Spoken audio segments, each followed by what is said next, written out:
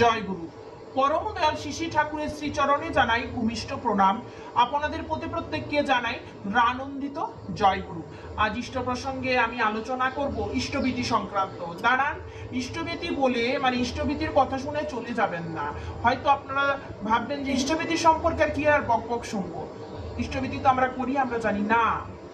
করে যারা করছেন তারাও জানেন না। ইষ্টভীতি করতে করতে 1 মাস সময় দেন। 1 মাসে আপনি বুঝতে পারবেন আপনার কি হচ্ছে, কি যাচ্ছে, কি ফিরছে, কি অমঙ্গল হচ্ছে, কি মঙ্গল হচ্ছে, লাভ লোকসান সব কিছু বুঝতে পারবেন। এই ইষ্টভীতি যেমন তেমন জিনিস নয়। তো ইষ্টভীতির যে আমরা 5টা স্টেপ, এই 5টা স্টেপকে ফের একবার আলোচনা করব। কি করব? আমরা এই সময়টাকে নষ্ট করব না। আমাদের ঠাকুর পাঠিয়েছেন এই জীবনটা আমার যে কোনো সময় চলে যেতে পারে। যে কোনো সময় আমি ঠাকুরকে নিয়ে আছি, ইষ্টভীতি করছি, আমি মরে যাব না, সব সময় বেঁচে থাকবো, আমার বিপদ হবে না, এমনটা নয়। সব কিছু চলবে, সব কিছু হবে, তার মধ্যে দিয়েই ঠাকুর আমি তোমাকে নিয়ে আছি, তোমাকে নিয়েই থাকবো। এইটুকু কথা আমাদেরকে বুঝতে হবে, ভাবতে হবে, বলতে হবে। ভাববো যা, করবো তা। ঠাকুরের কথা সবসময় ভাববো, আমার মনটাকে তার সঙ্গে সব সময় যুক্ত রেখেই চলবো। তো আজকে যেটা আলোচনা ইষ্টভীতি সম্পর্কে, আপনারা অবশ্যই শুনুন। দেখুন আপনাদের ঠিকঠাক মিলছে না, কোথাও কোনো ডিস্টার্ব হয়ে আছে, অবশ্যই শুনুন। হয়তো 5টা নিয়মের মধ্যে একটা নিয়ম আপনি হয়তো করেননি, স্কিপ করে যাচ্ছেন, কিংবা করতে হয় বলে আপনি জানেননি, এটাও হতে পারে। তো যাই হোক, আজকে আলোচনাটা ফের স্টার্ট করা যাক। আমাদের এই যে ইষ্টভীতিটা আমরা জানতে পারি যখন দীক্ষা নিয়ে ঋত্বিক দাদা আমাদের কাছে এসে বসেন এবং ঠাকুরের দীক্ষা নেওয়ার সময় আমাদের বলে দেন ইষ্টভীতি আমাদেরকে করতেই হবে, সেটা যেমন সামর্থ্য সেই দিয়ে আমাদের ঠাকুরকে কিছু দিতে হবে। তো ঠাকুরকে কিছু দিতে হবে, এই দেওয়ার মধ্যে দিয়েই আমাদের মঙ্গল আসে। তো আজকে যেটা আমি আপনাদের সামনে আলোচনা করব 5টা স্টেপ, অবশ্যই আপনারা একটু ধৈর্য সহকারে শুনুন। তো হ্যাঁ, যেটা বলছিলাম যে আমাদেরকে ঠাকুর পাঠিয়েছেন, যে কোনো সময় আমার বিপদ হতে পারে। তো আমার এই জীবনের এই কম সময়ের মধ্যে দিয়ে আমাকে কিছু একটা করে যেতে হবে, সেটা হচ্ছে ঠাকুরের কাজ। ঠাকুরের কাজ, ইষ্টকর্ম, যেভাবেই থাকেন, যেখানেই থাকেন, যা কাজেই করেন না কেন, ইষ্ট সম্পর্কে ভাবনা চিন্তা আপনাদের করতেই হবে। ইষ্ট কাজ মানে বাইরে বেরিয়ে বিদেশ যাত্রা নয়। ইষ্ট কাজ মানে মানুষের ঘরে ঘরে ঘোরা নয়। ইষ্ট কাজ মানে আমি ঠাকুরের কাজ করব, ঠাকুরকে নিয়ে ভাববো, আর তিনি আমাকে আমার সামর্থ্য ঠিক কাজ জুটিয়ে দিবেন। কিভাবে তার কাজ করব তিনি জানাবেন। শুধু আমার ভাবটা যেন সেই মুখী থাকে, ঠাকুর মুখী থাকে। হাজার কাজের মধ্যে তাকে ভুলে যাব না, সব সময় যেমন তার কথা আমি স্মরণে রাখতে পারি। ইষ্ট কাজ আপনি আপ আসবে। ইষ্টভীতি, ব্রাহ্ম মুহূর্ত হলো ইষ্টভীতির সময়। এরপরে আমি দীক্ষাপত্রের কাজে গিয়েছিলাম। তো খুব গরিব মানুষ, যাদের বাড়িতে কয়েকদিন ঘুরছি, তাদের এতই সমস্যা, তারা মানুষের ঘরে কাজ করে খায়। কাজ করা বলতে বাসন ধোয়া, কাপড় কাচা, এইরকম কাজ করে। তো জন 5-এর বাড়ি গিয়েছিলাম। তারা তাদের ইষ্টভীতি ছাড়ার কারণ জানেন? তারা বলছেন সকালবেলায় উঠে আমরা লোকের বাসি পাঠ সারতে যাই, যেটা বাংলা কথায়, সাধারণ কথায় বাসি পাঠ বলে, সকালের কাজ, বাসন ধোয়া, ঘর মোছা, কাপড় কাচা। মানুষের ঘরে অবস্থা সম্পন্ন বাড়িতে দেখবেন এক একটা করে কাজের লোক থাকে। সেই বাড়িতে কাজ করে তারা নিজেদের সংসার চালায়।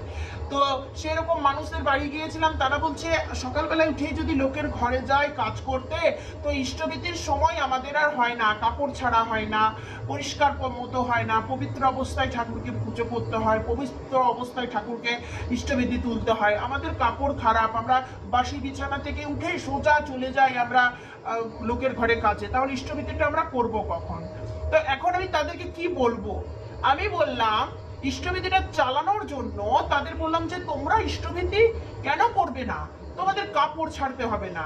দেখো, ঠাকুরকে যদি দিয়ে দাও, আর তোমার যদি মনটা পবিত্র থাকে, সেই মনেই তুমি দাও, পরিষ্কার ভাবে দাও। আস্তে আস্তে করতে করতেই ভাব আসবে। আমি যদি এই বাসি কাপড়কে নিয়ে বেশি ঝামেলা করতে যাই না, তাহলে ওরা ইষ্টভীতিটাই করবে না। এইভাবে আমি তাদেরকে বোঝালাম। তো যাই হোক, বুঝতে পেরেছে, ইষ্টভীতি করছে। তো এরপর আমি যে আবার কালকে বোঝাবো যে দেখো ইষ্টভীতি মানে তুমি ঠাকুরকে দিচ্ছ, তুমি যদি আর 2টা মিনিট আগে ঘুম থেকে উঠে 2টা মিনিট একটু পরিষ্কার পরিচ্ছন্ন হয়ে ঠাকুরকে দাও তাহলে কেমন হয়। তা এইভাবে স্টেপে স্টেপে মানুষকে বোঝাতে হয়। হঠাৎ করে যে বললাম যে এই তারা করতে চায় না, তাদেরকে বেশি ঝামেলা দিলে তারা আবার ভয় খেয়ে যাবে, তার থেকে বরং আস্তে আস্তে বোঝাই, কিন্তু ইষ্টভীতিটা চালু করি, মেন উদ্দেশ্য তো ওইটা। তো যাই হোক, এখন আমরা যারা দীক্ষিত ঠাকুরকে নিয়ে আছি, মুখে বড় বড় কথা বলি, তাদের নিয়মটা কেমন, তাদের নিয়মটা কি আমাদেরকে একটু আলোচনা করে নিতে হবে। যেমন ধরুন ইষ্টভীতি, ব্রাহ্ম মুহূর্তে ঠাকুর আমাদের ইষ্টভীতি করতে বলেছেন, সকাল 8টায় বলেননি। আমাদের পরিষ্কার পরিচ্ছন্ন হয়ে নাম ধ্যান করা, শত অনুজ্ঞা পাঠ করা, ইষ্টভীতি করা। শত অনুজ্ঞা পাঠ প্রত্যেকে করছেন তো, এর মধ্যে ইষ্টভীতি কিন্তু জাগ্রত হয়। এর মধ্যে আমাদের সারাদিনের কর্ম থাকে, যদি আমি অমানি, আমি নিরস, কাম, লোভজিৎ, বসি, এই যে আমরা পাঠ করছি পরপর, এইটা আমাদের প্রত্যেক দিন পাঠ করতে হবে। নাম ধ্যান, শত অনুজ্ঞা পাঠ, ইষ্টভীতি, এটা আমাদের করতে হবে। ইষ্টভীতির সময় চিন্তা ভাবনা আপনার কেমন থাকে, সেই চিন্তা ভাবনার উপরে ইষ্টভীতিটা আপনার নির্ভর করে। আপনার ইষ্টভীতি আপনি করছেন, আপনি ঠাকুরকে কিভাবে সেই ইষ্টভীতিটা নিবেদন করছেন, আপনার সেই ভাবটা কেমন থাকছে, এই ভাব, কি ভাব, কেমন ভাব, চলুন বলা যাক। আমি পরমদয়াল তোমাকে দিচ্ছি, হে পরমদয়াল সব কিছু তোমার, আমি তোমাকেই নিবেদন করছি, তুমি গ্রহণ করো। এই ভাব নয় যে ঠাকুর আমি ইষ্টভীতি করছি, আমার এটা হোক। কোনরূপ শর্ত আরোপ করে ইষ্টভীতি করা সম্পূর্ণভাবে নিষেধ।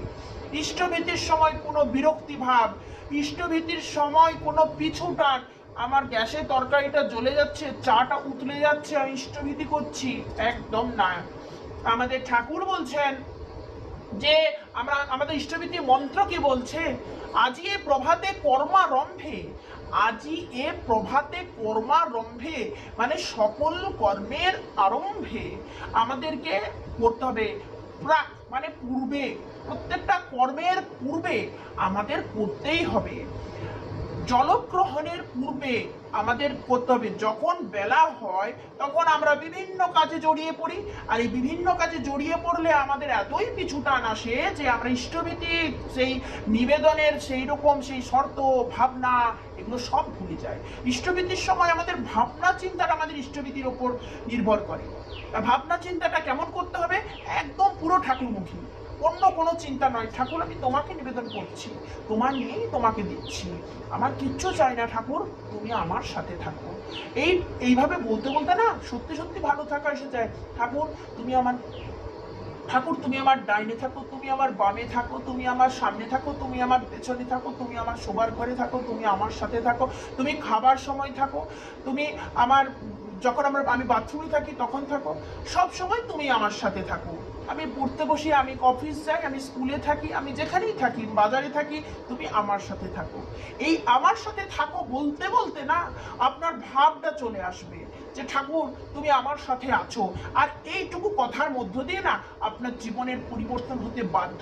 আপনি 1 মাস করুন, এখন একটা স্টেপ বাকি আছে, কোথাও যাবেন না। এই ইষ্টভীতির আলোচনা করাটা না খুব কম সময়ের মধ্যে বলা যায় না, কারণ ইষ্টভীতির যে ব্যাপারটা এটা আমাদের প্রত্যেককে আগে ভালো করে বুঝতে হয়, পরে অন্য কাজ, আগে ইষ্টভীতি।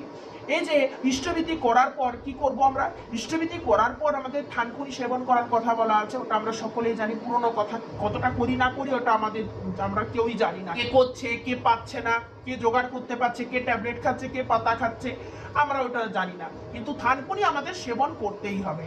আচ্ছা, থানকুনি সেবনের আগে ছোট্ট একটা কথা বলে রাখি, শ্রী শ্রী ঠাকুরের চরণামৃত পান, শ্রী শ্রী ঠাকুরের চরণামৃত পান, এটা যদি আপনারা করতে পারেন আপনারা বুঝতে পারবেন এর কি এফেক্ট আছে। এফেক্ট বলবো, এফেক্টগুলো, আপনার বিপদ আসবে না, আপনার গ্রহ দোষ কাটবে, আপনি বাঁধা হয়ে গেলেন, আপনার কেউ ক্ষতি করতে পারবে না। চলুন, ইষ্টভীতি প্রথমে নাম ধ্যান, শত অনুজ্ঞা পাঠ, ইষ্টভীতি, চরণামৃত পান, এগুলো মাসান্তে যখন ইষ্টভীতিটা পাঠাচ্ছেন ঋত্বিকে আপনাকে দিতেই হবে, ভাতৃভোজ্য ভূতভোজ্য আপনাকে করতেই হবে। এছাড়া আপনার ইষ্টভীতি ইনকমপ্লিট রয়ে গেল, ইনকমপ্লিট ইষ্টভীতির কোনো মূল্য নেই। যদি আপনি কমপ্লিটলি ইষ্টভীতি করেন আর তার ফলাফল পেতে চান, তাহলে আপনি ভালোভাবে ইষ্টভীতি করুন। ভাতৃভোজ্য ভূতভোজ্য ইষ্টভীতির দিনে যেভাবে ঠাকুর দিতে বলেছেন সেইভাবে দেন। ভাতৃভোজ্য কোথায় গেল, ইষ্টভীতির টাকায় কি হলো, ইষ্টভীতির টাকা আমরা পাঠাচ্ছি সেই টাকা, এত হিসেব নিকেশ ঠাকুরের সঙ্গে একদমই নয়। ঠাকুর আপনাকে সব কিছু দিয়েছে, হিসেব নিকেশ করে দেয়নি। ঠাকুর আপনাকে আপনার যা যা চাই সব দিয়েছে, আরো উনি দেবেন। যেটা মঙ্গল সেটাই উনি করবেন আপনার জন্য, কিন্তু আপনার যে কর্মটা সেটা আপনাকে করতেই হবে। তো ইষ্টবিধি সম্পর্কে এই কথাগুলো আমাদের বলা, আমাদের আলোচনা করা দরকার ছিল। চরণামৃত কিভাবে পান করব? চরণামৃত পানের আমি অনেক ভিডিও আপলোড করেছি আগে। ঠাকুরের একদম শ্রীমুখ নিঃসৃত বাণী, তার সঙ্গে উৎস সম্পর্কে উল্লেখ করেছি। যদি আপনারা জানতে চান, আপনাকে স্ক্রল করে খুঁজতে হবে না, আপনারা এই ভিডিওতে নিচে কমেন্ট বক্সে কমেন্ট করুন। আমি চরণামৃতর একদম যে পুরো নিয়ম, সেই নিয়ম আপনাদের পরের দিন বলে দেব। এটা টপিক করব না, কিন্তু অন্য বিষয়ের সাথে আমি চরণামৃতর যে ব্যাপারটা সেটা আপনাদের সাথে শেয়ার করব। এই চরণামৃত পান করলে আপনি বুঝতে পারবেন আপনি কি কি সুবিধাগুলো পাচ্ছেন। তাহলে এই হচ্ছে নিয়ম, আর এই নিয়মের মধ্যে চললেই চলবে, আর কোনো কিছুর দরকার নেই। প্রার্থনা, এটা এই কাজগুলো করুন, প্রার্থনা আপনি আপ এসে যাবে। প্রার্থনা সকাল সন্ধ্যা, প্রার্থনা নির্দিষ্ট টাইম করে দিয়েছেন ঠাকুর। এই সকাল সন্ধ্যা আমাদের প্রত্যেককে প্রার্থনায় নিযুক্ত হতে হবে। এই প্রার্থনার একটা গুড এফেক্ট আছে, যারা করেন তারা বোঝেন। ঠিকঠাক ভাবে যদি মন্ত্র শক্তি, ঠিকঠাক যদি মন্ত্র উচ্চারণ করা যায়, তাহলে তার শক্তি পাওয়া যায়। এই কথাটা আপনারা প্রত্যেকে জানেন। এই যে বারবার করো বিনতি রাধা স্বামী আগে, আপনারা জানেন কি, আমি অনেক মানুষের সাথে প্রার্থনা করি, প্রার্থনা করে দেখেছি প্রত্যেকটা শিক্ষিত মানুষ সব জানেন, প্রত্যেকটা জায়গায় ভুল করছেন।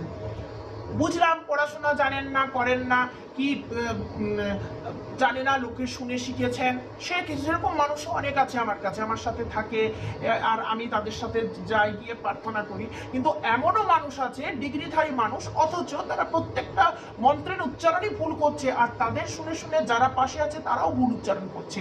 এই জিনিসটা আগে সংশোধন করুন। তাহলে সামান্য ইষ্টবিধি আর প্রার্থনার মধ্যে আমাদের কতটুকু ভুলভ্রান্তি আছে, আর আশা করি আপনার এই আলোচনা শুনে আপনারা ধরে নিতে পারবেন। তো এইগুলো আলোচনা করুন, এই ছোট ছোট টপিকগুলো আমাদের আলোচনা করতে হবে।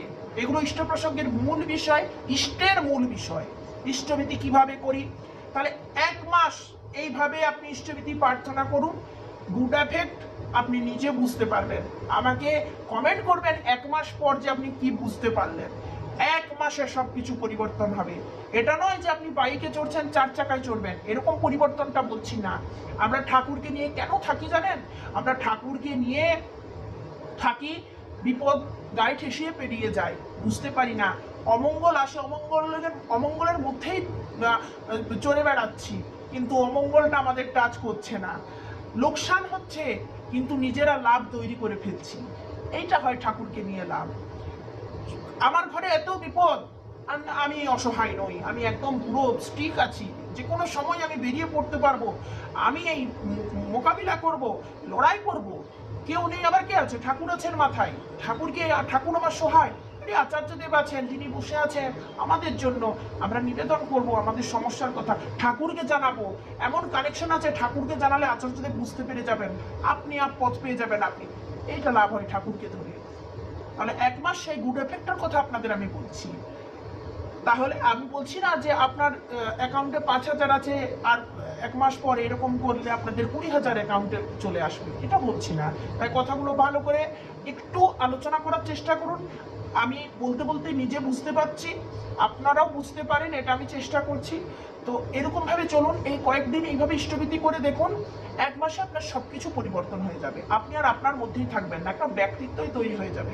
আর ইষ্টবিধি করার যে একটা আনন্দ, সেটা যে ঠিক ভাবে পালন করে সে ঠিক ভাবে ফলটাও পায়। তাহলে একদম ইষ্টবিধি ব্রাহ্ম মুহূর্তে করে শেষ হয়ে গেল এমনটা না। ইষ্টবিধি একদম মাসান্তে যেদিন পাঠাচ্ছেন, ঋত্বিকী, প্রণামী এবং যে ভাতৃভোজ্য ভূতভোজ্য সেটা ঠিকভাবে দিয়ে নিবেদন করে ঠিক জায়গায় রেখে ইষ্টবিধিটা আপনাকে ফিল আপ করতে হবে। ইষ্টবিধিটা আপনাকে ফিল আপ করতে হবে। ইনকমপ্লিট কাজের ফল ইনকমপ্লিট, তাই না?